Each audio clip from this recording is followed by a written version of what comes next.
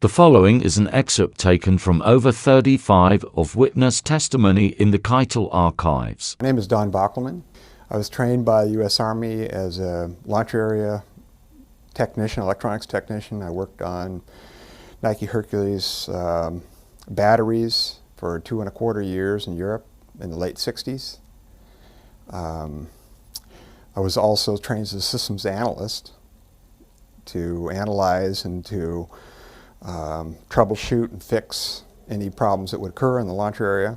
Also worked in IFC, which is Integrated Fire Control, on that site for about 7 months while I was on site. I worked for Honeywell here in Seattle for 2 years, making nuclear tipped torpedoes, smart torpedoes. Technicians and operators dealing with the really high-speed, very mobile targets, because what they're looking at in the IFC are basically electronic representations of what the radar is tracking. So I heard a number of those from young operators and older operators also, and they were stationed at different places around the world. Integrated fire control is where the radars were stationed in relation to the missiles. And it's a whole bunch of radars. There's a high power, there's low power target tracking and missile tracking.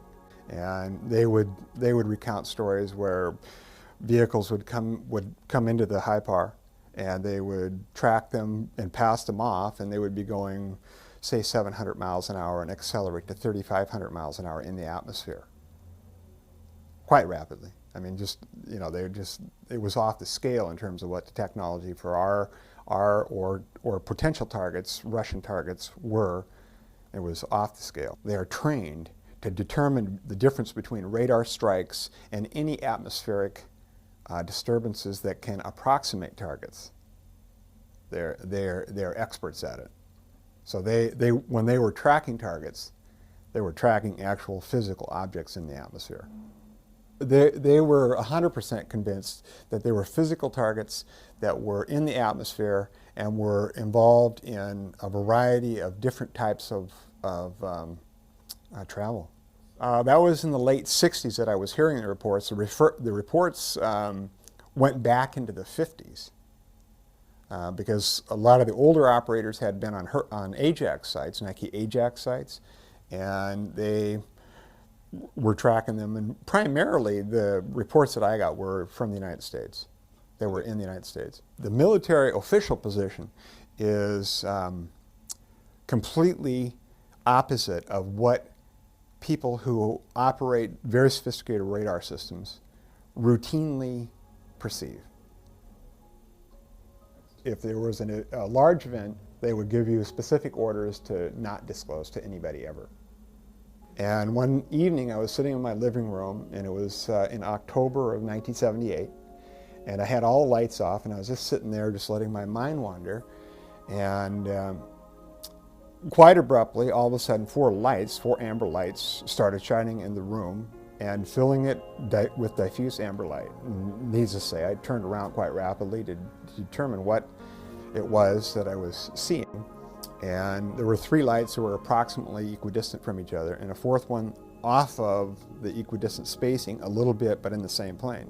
Anyway, after I saw this object, this jet came from the west, due west, and I'm very well oriented, while I was standing on the back porch of my house, and attacked and fired a missile, an air defense missile. As it turned out, it was a high explosive missile right at the target. And one of the things that I was doing outside of observing it is trying to ascertain approximately how far it was away from me. Well, as soon as the jet launched the missile, because of my experience in air defense, and I know that we have air-to-air missiles that have nuclear warheads, I ducked behind my back porch so that I wouldn't get blasted with the alpha and beta particles, because they blind you and they burn you horribly. And I ducked behind it, waited for a period of time. There was no nuclear explosion. So I went so I could view the object again. Shrapnel was falling to the ground.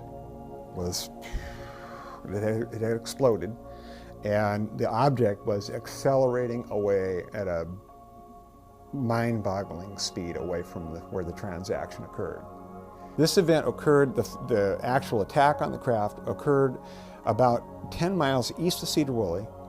I'd say about 3 miles north of the area called Lyman Hamilton. It's on the Skagit River in northwest Washington state. Outside of the speed, the thing that was most impressive about these targets is their capacity to have abrupt turns. People who are in air defense look at mass and turning radius. Well, we had nothing that was capable of matching their capacity for minuscule turning radiuses. I mean, we're talking about virtually no radius turns at high speeds, 2,000 miles an hour, right angle turn. Just pew. Not only turns, but descents and ascents, where they would descend rapidly. It didn't seem to make any difference to them in which direction they went. At 11:14 in '98, November 14th, '98, I was sitting in my front room again. Well, this time I was watching a movie. Lights were off in my house. My estimates were it was approximately a mile across, 1,100 feet thick, moving approximately 600 miles an hour without sound.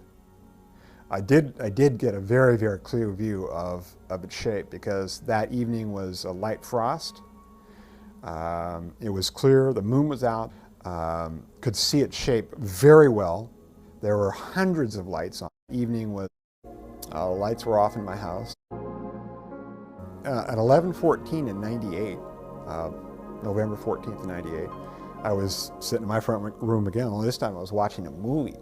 Lights were off in my house. My estimates were it was approximately a mile across, 1,100 feet thick, moving approximately 600 miles an hour without sound. I did get a very, very clear view of its shape because that evening was a light frost. It was clear, the moon was out, could see its shape very well. There were hundreds of lights on it. What shape was it?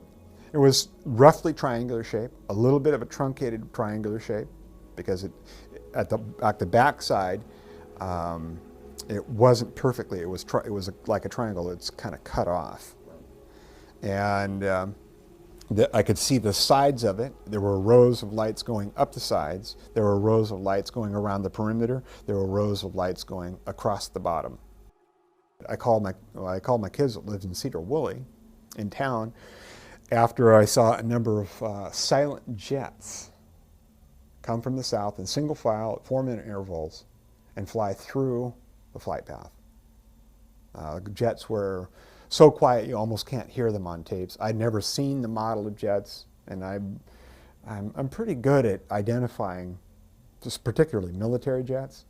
They normally, when they're flying in our area, they fly from west to east on the Cultus Ridge, which is where they were supposed to fly. These flew from directly from south to north. When they moved through the flight path of the object, after they moved through it, they would take an immediate, really hard left and head westward. Then they went on a dog leg, and when they got over Cedar Woolley and headed north. So I don't know where they were going. The second jet I filmed, when he was flying through the flight path of the object, turned on a bright light. I can only imagine what the purpose of it was, but 4 different jets came at 4-minute intervals, all in exact flight, same pattern, same exact flight pattern.